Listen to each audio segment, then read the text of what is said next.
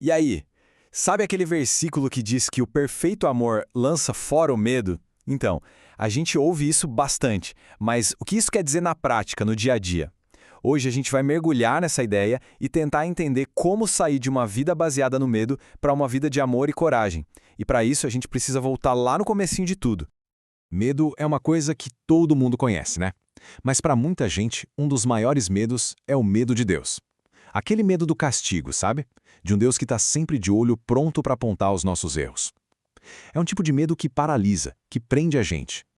Pois é. E se essa imagem de Deus estiver toda errada? E se o plano original dele pra gente não tivesse nada a ver com medo? Essa é a pergunta que vai guiar a nossa conversa hoje.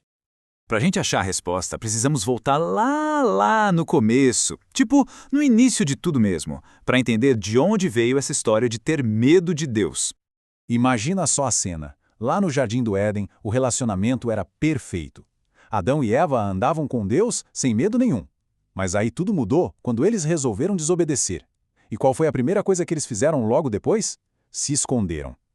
Pela primeira vez na história, eles sentiram medo do castigo. Foi ali, naquele exato momento, que o medo entrou no mundo. E o mais doido é que essa atitude de se esconder, sabe? De fugir por medo da consequência, é a mesma que muita gente tem até hoje. A raiz desse relacionamento que é baseado no medo começou lá atrás. Mas beleza, a história não podia acabar assim. E não acaba, porque Deus já tinha uma resposta, um plano para resolver esse problema do medo.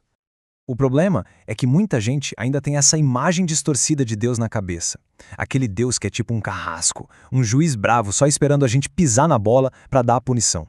E com essa imagem, a reação natural é fugir dele e não correr para ele. Só que a resposta de Deus para esse medo todo foi amor. Puro e simplesmente amor. Ele enviou Jesus, e olha que incrível, não para condenar, mas para salvar. Jesus veio e pagou a conta que era nossa. Ele tomou para si o castigo que a gente merecia. Então aquela imagem de carrasco pode rasgar. A imagem real é a de um pai. Um pai que ama a gente de um jeito incondicional, que não fica procurando motivos para castigar, mas que na verdade já pagou o preço para perdoar. Certo? Então a dívida foi paga lá na cruz. Mas e aí? O que isso muda na nossa vida hoje, na prática? Como é que isso vira realidade pra gente agora? A mudança é total. Aquela lógica de juiz e réu já era, acabou. Agora a relação é de pai e filho, uma relação que não é mais baseada no medo de quebrar regras, mas na segurança da graça e do amor. A nossa aceitação não depende do que a gente faz ou deixa de fazer. E essa é talvez a maior segurança que alguém pode ter na vida. A Bíblia garante: nada, absolutamente nada, pode separar a gente desse amor. Não é uma relação frágil que se quebra fácil. É um laço inquebrável garantido pelo próprio Deus. E quando a gente entende essa segurança toda, aí sim dá para sacar a diferença gigantesca que existe entre viver por amor e viver só por um sistema de regras. Sabe quando a Bíblia fala em temer a Deus? Então, existem dois tipos de temor. Tem o pavor de um criminoso na frente do juiz, que paralisa. E tem o respeito e admiração que um filho tem por um pai incrível. Pensa assim, é a diferença entre o medo daquele diretor da escola, que só chama na sala para dar bronca, e o respeito pelo técnico do time que a gente admira e não quer decepcionar. O primeiro medo afasta, o segundo aproxima. E quando a nossa obediência vem só desse medo de ser punido, sem ter um relacionamento de amor por trás, bom, isso tem um nome: religiosidade. É como seguir as regras de um jogo só para não ser expulso, mas sem amar de verdade o esporte. É cumprir tabela por obrigação, sem nem conhecer o coração de quem criou as regras.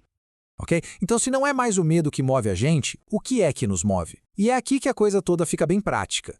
O resultado dessa liberdade é a coragem. Quando o medo da punição sai da equação, a gente fica livre para agir de verdade. A gente para de ter medo de errar, porque a nossa segurança está no fato de que somos amados e perdoados. E ponto final. E isso dá uma ousadia incrível para viver a fé na prática. A nossa motivação vira de ponta cabeça. A gente não obedece mais para escapar do inferno. A gente obedece porque foi tão impactado por esse amor que a única resposta possível é a gratidão. O nosso serviço deixa de ser uma transação de medo e vira uma celebração. E a melhor parte, porque fomos inundados por tanto amor, agora podemos amar os outros de verdade, livremente. E para a gente terminar, fica essa pergunta no ar para cada um pensar Se a ameaça do castigo fosse totalmente retirada da mesa, o que sobraria da fé? É uma pergunta que ajuda a gente a descobrir o que realmente nos move. É o medo ou é de fato o perfeito amor que expulsa todo o medo?